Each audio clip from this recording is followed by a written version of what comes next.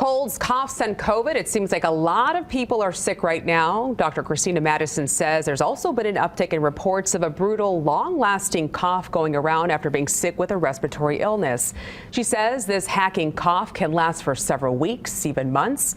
COVID, flu, and RSV are all circulating widely, and though this is not unusual, Dr. Madison says the symptoms are more pronounced this winter because of lower vaccination rates, holiday gatherings, and others may have gotten back-to-back infections.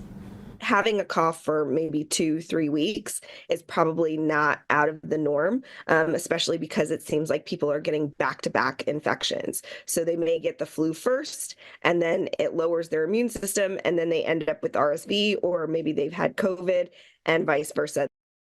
Dr. Madison says if you've had a cough for more than 8 weeks, you should be evaluated by a doctor. Also consider wearing a mask and getting vaccinated.